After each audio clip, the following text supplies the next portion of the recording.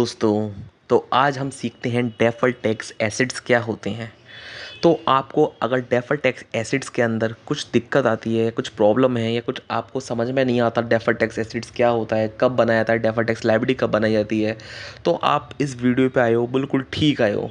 इस वीडियो देखने के बाद आई गारंटीड कि आपको इस वीडियो देखने के बाद आपको कभी दिक्कत नहीं आएगी डेफर्ड टैक्स एसिड्स समझने में और डेफर्ड टैक्स लाइबिलिटी समझने में।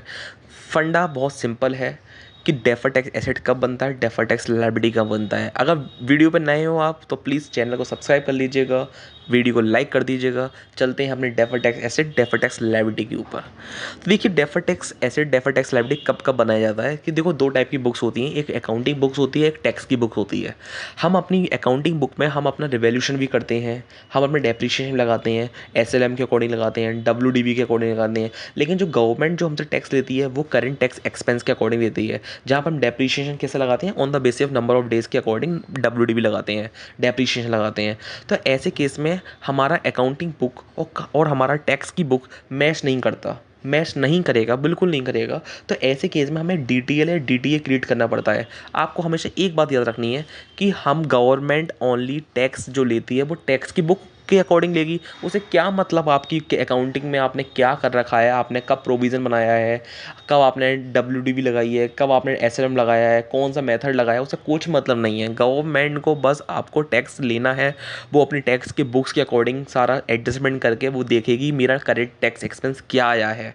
उसे कोई मतलब नहीं है कि आपकी बुक्स में आपने क्या कर रखा है, आपने कौन सा 37 इंडियस लगा रखा है, इंडियस 20 में लगा रखा है, उसे कुछ मतलब नहीं है। अब आपको क्या करना है कि आपको कैरिंग अमाउंट ऑफ एसेट्स, मतलब क्या हो गया, अकाउंटिंग की बुक में जो आपकी बुक्स की कैरिंग अमाउंट ऑफ बुक्स का मतलब जो भी एसेट्स की वैल्यू है आपकी बुक्स में वो ज़्यादा आ रही है और टैक्स की बुक्स में आपकी वैल्यू कम है। इट मीन्स आप जो टैक्स देंगे वो टैक्स की बुक्स के अकॉर्डिंग देंगे। तो ऐसे केस में आपको फ्यूचर में एक लायबिलिटी क्रिएट करनी पड़ेगी, क्योंकि हमने टैक्स जो दिया है वो तो कम वैल्यू पर दिया है ना, गवर्नमेंट तो टैक्स के अकॉर्डिंग लेगी, लेकिन हमें फ्यूचर में ज़्यादा पैसा देना है, फ्यूचर में कैरिंग अमाउंट ऑफ एसेट हमारी ज़्यादा है, वैल्यू ज़्यादा है, तो हमें एक फ्यूचर में एक लायबिलिटी क्रिएट करनी पड़ेगी। और फ्यूचर में लायबिलिटी क्रिएट करनी उसी को कहते हैं डेफर्ड टैक्स लायबिलिटी।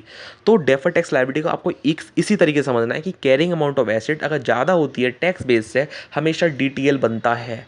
तो इस वीडियो देखने के बाद मैं समझता हूँ आपको अब दिक्कत नहीं आएगी कब डीटीएल बनता है, कब डीटीए बनता है। आपको इस तरीके सोचना, आपको ये मत सोचना कि टैक्स बेस हमेशा कैरिंग अमाउंट ऑफ ऊपर लिखना, टैक्स बेस नीचे लिखना, कैरिंग अमाउंट ज़्यादा आती है टैक्स बेस से डिटेल क्रिएट कर देना, उसी का वाइस वर्सा आप देख लेना। अगर आप दोनों तरीके से सोचेंगे ना कि टैक्स बेस क्या होता है, कैरिंग अमाउंट, तो आप कन्फ्यूजन हो जाएगा। आपको एक चीज़ याद रखनी है, कैरिंग अमाउंट ऑफ एसेट अगर ज़्यादा होती है टैक्स बेस से, इट मीन गवर्नमेंट ने टैक्स जो लिया है वो टैक्स बेस से के अकॉर्डिंग लिया है, तो हमें एक फ्यूचर में एक लायबिलिटी क्रिएट करनी पड़ेगी, उस लायबिलिटी का नाम है डीटीएल।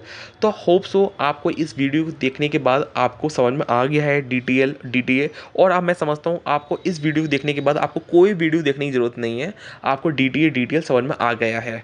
ठीक है, तो आपको पसंद आया हो तो प्लीज़ लाइक कर दीजिएगा, वीडियो को सब्सक्राइब कर दीजिएगा चैनल को। मिलते हैं नेक्स्ट वीडियो में, टेक केयर और मिलते हैं नेक्स्ट वीडियो में।